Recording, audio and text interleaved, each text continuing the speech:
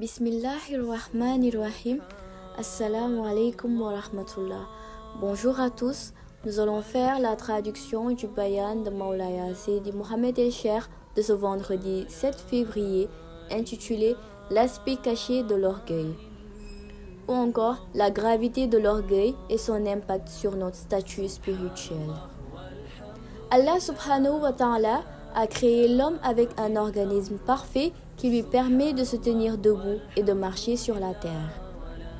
Cependant, au-delà du corps physique, il existe une réalité bien plus puissante et imperceptible pour le commun des mortels, l'âme. Allah subhanahu wa ta'ala dit dans le Saint-Coran Qulil ruhu min amri rabbi wa ma utittum min al-ilmi illa halilan. Dit, l'âme relève de l'ordre de mon Seigneur et on ne vous a donné que peu de connaissances. Dans la sourate 17, verset 85. Chaque chose dispose d'une phase apparente et d'une phase cachée. Allah subhanahu wa ta'ala est celui qui détient la connaissance absolue de ce qui est visible et invisible.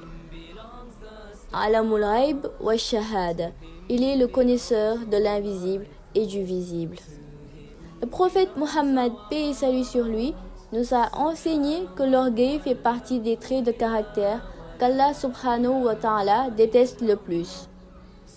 Dans un hadith Qudsi, Allah avertit que toute personne remplie d'orgueil sera humiliée et exposée par lui. Allah est Al-Jabbar, le dominateur suprême, Al-Mutakabbir, le grand, celui au-dessus de toute la création. L'orgueilleux, quant à lui, est dominé par son ego et influencé par Iblis. Rappelons-nous que ce dernier a été maudit et chassé lorsqu'il refusa de se prosterner devant Adam alayhi salam par orgueil. Le prophète Mohammed, paix et salut sur lui, nous a mis en garde contre les dangers de l'orgueil. Les croyants sincères ont toujours voulu savoir comment reconnaître l'orgueilleux. Celui qui est humble est un serviteur de Dieu, guidé sur le sirat al-mustaqim, le droit chemin. Ses actions, ses paroles et son comportement témoignent de sa piété. Il ne cherche pas à dominer les autres, ne méprise personne et incarne la bienveillance et la noblesse de caractère qu'Allah subhanahu wa ta'ala aime. À l'inverse, l'orgueilleux possède un ego surdimensionné, dominé par Iblis. Il se croit au-dessus des autres, affiche une arrogance déplacée et marginalise ses semblables. Dans toute organisation religieuse, il cherchera toujours à se mettre en avant, méprisera les conseils et se complaira dans l'autoglorification.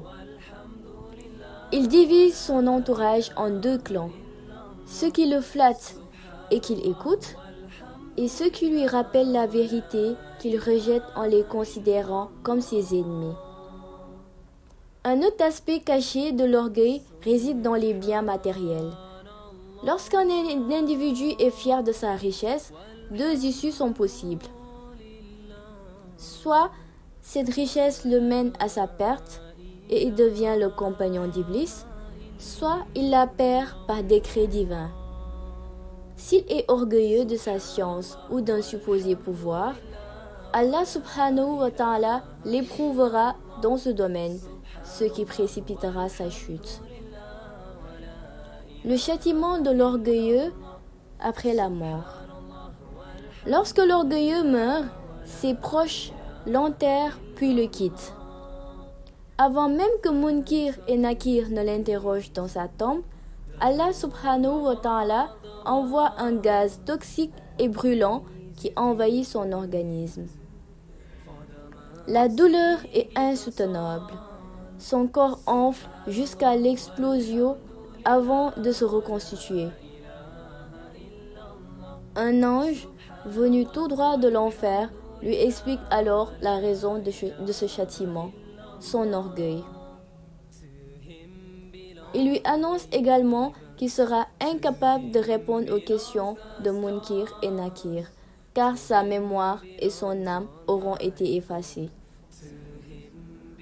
Après ces révélations, l'ange retourne en enfer, laissant place aux interrogateurs.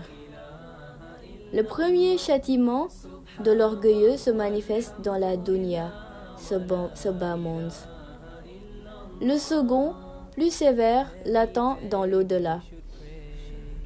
En effet, l'orgueilleux ne prend jamais ses responsabilités. Il rejette toujours la faute sur les autres. Or, il devrait plutôt se remettre en question, faire une introspection, reconnaître ses torts et se repentir auprès d'Allah subhanahu wa ta'ala. Il doit adopter l'humilité, traiter autrui avec respect et compassion et revenir sur le droit chemin. Le prophète Mohammed, paix et salut sur lui, a exhorté les orgueilleux à se repentir et à regagner le Sirat al-Mustaqim. De même, Maulaya Cheikh Ahmed At-Tijan a donné ce précieux conseil à ceux qui se réclament de sa tariqa. Là où l'orgueil s'installe, il n'y a plus d'iman, plus de science, plus d'élévation spirituelle. Il ne reste que l'ego, le mensonge, la médisance, le mépris et les mauvaises actions.